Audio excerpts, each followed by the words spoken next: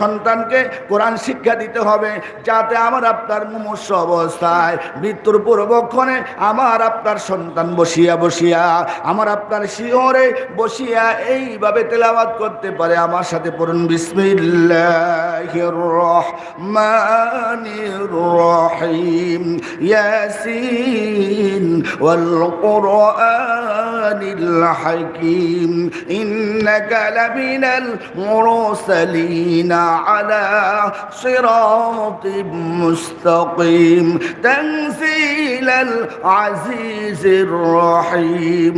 আল্লাহর নবী মদিনাওয়ালা বলেন, যখন কোনো মুমূর্ষ ব্যক্তির পাশে বসিয়া সূরা ইয়াসিন তেলাওয়াত করা হয়, আল্লাহর নবী মদিনাওয়ালা বলেন, আল্লাহ পাক তার মৃত্যুটাকে আল্লাহ ইহসানের সাথে আমার আল্লাহ তাকে মৃত্যু দান করে। বলেন সুবহানাল্লাহ।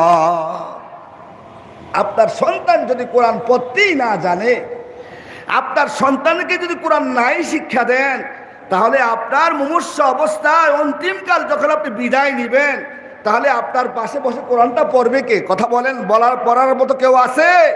কেউ নাই, কিন্তু পড়তে অবশ্যই